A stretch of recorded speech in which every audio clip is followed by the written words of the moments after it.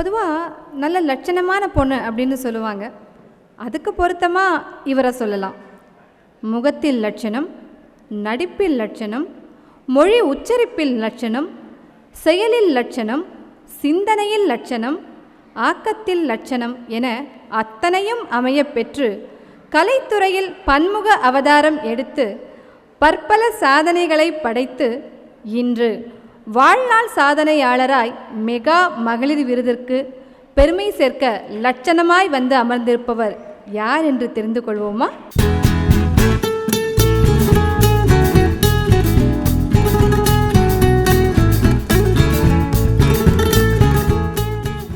திறமையான நடிப்பால் நம் இதயங்களை கொள்ளை கொண்ட இவர் திரை உலகில் 4 தலைமுறைகளாக நடிப்பில் கோலோச்சும் குடும்பத்தில் முக்கியமானவர். ரசிகர்களின் ஏகோபித்த ஆதரவை பெற்ற திரை உலக சாதனையாளர். தெலுங்கு படத்தில் அறிமுகமானாலும் தமிழ் திரை உலகம்தான் இவருக்கு சிவப்பு கம்பளம் விரித்தது. இயக்குனர் YV ராவ் அவர்களுக்கும் பழம்பெரும் நடிகை குமாரி ருக்மணிக்கும் மகளாக பிறந்தவர். 1968 வருடம் வெளிவந்த ஜீவனாம்சம் படத்தில் அறிமுகமான இவர் மிக விரைவிலேயே மக்கள் திலகத்துடன் மாட்டுக்கார வேலன் படத்தில் நடித்து அனைவரின் பாராட்டை பெற்றார். எத்தகைய கதாபாத்திரமாக இருந்தாலும் அந்த கதாபாத்திரமாகவே மாறிவிடும் இவர் 40 ஆண்டுகளுக்கும் மேலாக திரை உலகில் இயங்கிக் கொண்டு இருப்பவர். 500 படங்களுக்கு மேல் நடித்துக் கொண்டு இருப்பவருக்கு தமிழக அரசு கலைமாமணி விருது 1972 ஆண்டு வழங்கி கௌரவித்தது. திக்கற்ற பார்வதி திரைப்படத்தில் நடித்து சிறந்த நடிகைக்கான விருதை பெற்றதோடு உணர்வு பூர்வமான நடிப்பை தன்னால் முழுமையாக வெளிப்படுத்த முடியும் என நிரூபித்தவர். 1974 ஆண்டு வெளியான நாம் அவனில்லை என்ற திரைப்படத்திலும் 34 வருடம் கழித்து 2007 மீண்டும் எடுக்கப்பட்ட நான் அவனில்லை திரைப்படத்திலும் நடித்து சரித்திரம் படைத்தவர். சர்வதேச திரைப்பட விழாவில் இந்தியன் பனோரமாவில் அனைவரின் பாராட்டை பெற்ற சில நேரங்களில் சில மனிதர்கள் என்ற திரைப்படத்திலும் ஒரு நடிகை நாடகம் பார்க்கிறாள் என்ற திரைப்படத்திலும் கதாநாயகியாய் மிக சிறப்பான நடிப்பை வெளிப்படுத்தியவர். ஜெயகாந்தனின் நாவலை தழுவி எடுக்கப்பட்ட சில நேரங்களில் சில மனிதர்கள் திரைப்படத்தில் சிறப்பான நடிப்பை வெளிப்படுத்தியமைக்காக 1976 ஆண்டு தேசிய விருதையும் சிறந்த நடிகைக்கான மாநில அரசின் விருதையும் ஒரு சேர பெற்ற பெருமைக்குரியவர். ரஜினியுடன் பல படங்களில் நடித்து இருந்தாலும் ஸ்ரீ ராகவேந்திரர் என்ற திரைப்படத்தில் அபலை பெண்ணாக நடித்து அனைவரையும் நெகிழச் செய்தவர். தேசிய விருது பெற்ற படங்களான சம்சாரம் அது மின்சாரம், ஒரே ஒரு கிராமத்திலே போன்ற திரைப்படங்களிலும் இவரின் பங்களிப்பு முக்கியமானது. மாநில அரசின் விருதை பெற்ற கலைஞரின் பாசப்பறவைகள் திரைப்படத்தில் இவரின் அசத்தலான வழக்கறிஞர் நடிப்பு அனைவரையும் அசர வைத்தது. வெற்றிகரமான கதாநாயகியாக நடித்துக் கொண்டு இருக்கும் போதே மழலை பட்டாளம் என்ற படத்தை இயக்கி தன்னுடைய இன்னொரு பரிமாணத்தை வெளிப்படுத்தியவர். மலையாளத்தில் நடித்த சட்டக்காரி திரைப்படம் மாபெரும் வெற்றி பெற்றதோடு அதன் ஹிந்தி பதிப்பான ஜூலி திரைப்படத்திலும் நடித்து அகில இந்திய அளவில் ரசிகர்களின் கனவு கன்னியாக வலம் வந்தவர். இதுவரை 14 முறை பிலிம்பேர் விருது பெற்றதோடு சிறந்த நடிகைக்கான மாநில அரசின் விருதை தமிழ், தெலுங்கு, மலையாளம் மற்றும் கன்னடத்திலும் பல முறை பெற்று தன் நடிப்பாற்றலுக்கு பெருமை சேர்த்தவர். இவர் வாழ்க்கையில் திருப்புமுனை தந்த மறக்க முடியாத படம் சிறை என்றால் கதாநாயகியின் கலகலப்பான அழகான இளமையான பாட்டியாக நடித்து ரசிகர்களை திரும்ப திரும்ப பார்க்க வைத்த படம் ஜீன்ஸ். இள வயது முதல் 1999 வெளிவந்த படையப்பா வரை நடிகர் திலகத்துடன் ஜோடியாக பல படங்களில் போட்டி போட்டு நடித்தவர். தொலைக்காட்சியில் இவர் நடத்திய பல நிகழ்ச்சிகள் இன்றளவும் பேசப்படுபவை. நடிகையாய், இயக்குனராய், தயாரிப்பாளராய் அடியெடுத்து வைத்த துறைகளிலெல்லாம் தைரிய லட்சுமியாய் வெற்றி கொடி நாட்டுபவர்தான் நம் சகலகலா நாயகி திருமதி லக்ஷ்மி அவர்கள்.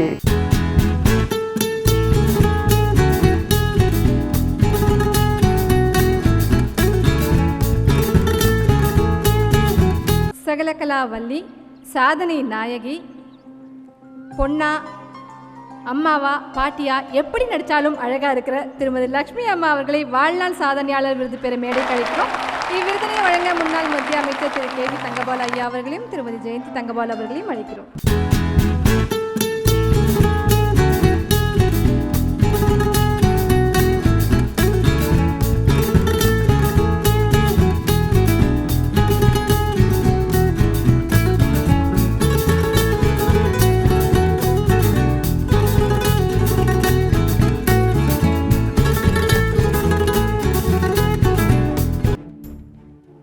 சாய்ராம், எல்லோருக்கும் என்னுடைய பணிவான வணக்கங்கள். முதல்ல உங்கள் அம்மா பற்றி பேசிடுறேன்ப்பா, கத்தாதீங்க.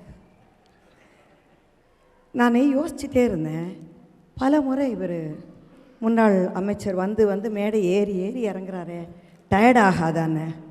ஆகாதுங்க. இவ்வளோ அழகாக சிரிச்சுக்கிட்டு இருக்க ஒரு அழகான பொண்டாட்டி இருக்கும் பொழுது எத்தனை தடவைனாலும் மேடை ஏறி இறங்கலாங்க. எனக்கு புரியல. சாதாரணமாக ஒரு வீடு, ஏதாவது ஒரு ஃபங்க்ஷன், அதை ஹேண்டில் பண்ணோன்னாலே டென்ஷன் தாங்காது. ஒரு சேனலை கட்டி ஆடுறதுங்கிறது விளையாட்டு இல்லை. அதுக்காகத்தான் அந்த விருந்து அவங்கக்கிட்டே கொடுத்துட்டேன். She deserves it. All of us are not by chance. What we are today is because of our choice. We made the choice right.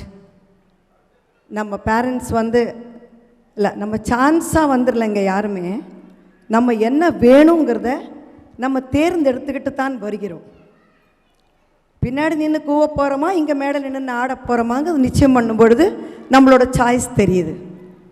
Choice, the right attitude of choice makes us the leaders are makes us the இந்த மாதிரி award வாங்கிறதுக்கு இறைவனோட அருளால் நம்ம நிற்கிறோம். உண்மையிலேயே இந்த அவார்டை நான் யாருக்கு டெடிகேட் பண்ண விரும்புகிறேன்னா, சாதனையாளர்கள் இன்றைக்கி நீங்கள் பார்த்தீங்கன்னா எல்லாருமே நடித்து சாதனை பண்ணிட்டோம். பார்லிமெண்ட்டுக்கு போகிறோம், இங்கே போகிறோம், லாயர்ஸ் ஆகிறோம், எல்லாமே பண்ணுறோம். ஆனால் எங்கேயோ கிராமத்தில் இருக்கிற ஒரு குடிகார கணவனை நம்பி 3 பிள்ளைகளை விட்டுட்டு, பாஷையும் தெரியாது, எழுத படிக்க தெரியாமல் எத்தனையோ அஞ்சலைகளும் பாஞ்சாலைகளும் இந்த தமிழ்நாட்டில் இந்த மெகா சிட்டியில் வேலை பண்ணிவிட்டு ஒரு 6000மோ 7000மோ சம்பாதிச்சுட்டு 2 மாதத்துக்கும் 3 மாதத்துக்கும் ஒவ்வொரு தடவையும் அந்த கிராமத்துக்கு போய் அந்த குடிகார கணவனை பார்த்து குழந்தைகளை பார்த்துட்டு வராங்களே, அந்த பெண்கள் இருக்கிற நாடு தான் இன்னும் இது. அதே மாதிரி விஆர்எஸ் வாங்கிட்டாலும், நான் ரிட்டையர் ஆகிட்டாலும், மனதளவில் உடலளவு நான் ரிட்டையர் ஆகலைன்னு ஏதோ ஒரு வேலையை செஞ்சுக்கிட்டே இருக்கிற பல பெண்கள் இந்த நாட்டில், தமிழ்நாட்டில் இருக்கிறாங்க. படிக்கணும், படிப்பு தான் முக்கியம். சாவினிலும் தமிழ் படித்தே சாக வேண்டும், எந்த சாம்பலும் தமிழ் மணந்தே வேக வேண்டும் அப்படிங்கிற பல பெண்கள் மத்தியில் மகாபாரதத்தை கிராமத்துக்கெல்லாம் கொண்டு போயிட்டுருக்கிற அந்த தமிழ் தாய் இருக்கிற இந்த நாடு, இவங்க எல்லாரும் பரிசு வாங்கியிருக்காங்க. இந்த பெரியவர்கள்லாம் வாங்கியிருக்கிற மேடையில் என்னை கூப்பிட்டு நீங்கள் என்ன சொல்கிறதுன்னு தெரியல. எனக்கு நான் ஒன்றும் பெரிய சாதனை பண்ணிடல. It is my journey. Because I have decided to, it's my choice to be an actress. This is my journey. ஜேர்னியில் நீங்கள் என்னை இப்படி கூப்பிட்டு இவங்க எல்லோரும் முன்னாடி எனக்கு ஒரு சாதனையாளர்னு கொடுத்தீங்கன்னா அது எனக்கு சரியாக தோணலை. ஏன்னா என்னை கூப்பிட்டு வேதாளத்தை எப்படி கூட்டிகிட்டு விக்ரமாதித்தன் வேதாளத்தை மரத்து மேலேருந்து பிடிச்சி இழுத்துட்டு வந்த மாதிரி என்னை பிடிச்சி இழுத்துட்டு வந்திருக்கிற ஜெயந்திக்கு தான் இந்த அவார்டு நான் நிச்சயம் பண்ணுறேன். Please give a big hand to Jayanthi.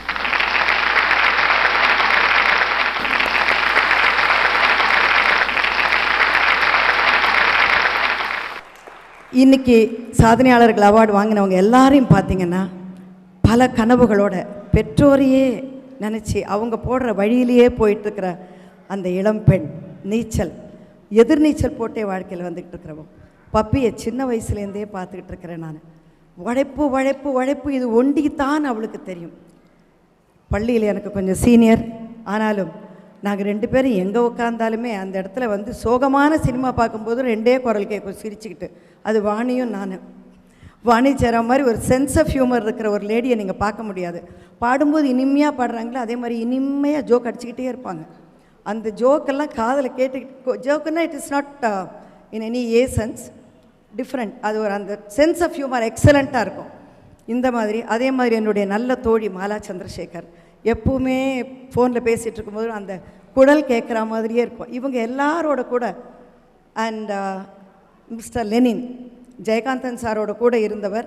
எனக்கு அவரை தெரியும். என்னால் ஜெயகாந்தன் சாரோட பல படங்கள் செய்யும்போது மிஸ்டர் லெனினை பார்த்துருக்கேன். லெனினோட டாட்டர் ஜானகி, இவங்க எல்லாரும் ஏதோ ஒரு விதத்தில் சாதனை பண்ணிக்கிட்டு இருக்காங்க. இந்த சாதனை செய்கிறவர்கள் நடுவில் சம்பாதிச்சுக்கிட்டு இருக்கிற எனக்கு நான் என்ன சாதனை செஞ்சுட்டேன்னு கொடுக்குறீங்கன்னு தெரியல. But still I want to say one thing. எந்த அவார்டு நமக்கு கிடைச்சாலுமே அது நம்முடைய பொறுப்புகளையும் நமக்குள்ள ஒரு பயத்தை ஏற்படுத்திடுது. இன்றைக்கி கொஞ்சம் தைரியமாக இருந்த என்ன மறுபடியும் பயமாக்கிட்டீங்க. ரொம்ப நன்றி ஜெயந்தி, தேங்க்யூ ஸோ மச். இந்த அவார்டை உங்கள் எல்லாருக்கும் கொடுக்குற ஒரு லேடிஸோட பாதத்துலேயும் நான் அதை சமர்ப்பிக்கிறேன். நன்றி, வணக்கம். தேங்க்யூம்மா. ஆமாம், ஒரு நிமிஷம் இறங்கிடாதீங்க. விருது வாங்கின அத்தனை சாதனையாளர்களையும் மேடைக்கு வருமாறு அழைக்கிறேன். முன்னாள் மத்திய அமைச்சர் திரு KV தங்கபாலு ஐயா அவர்களையும் மேடைக்கு வருமாறு அழைக்கிறேன்.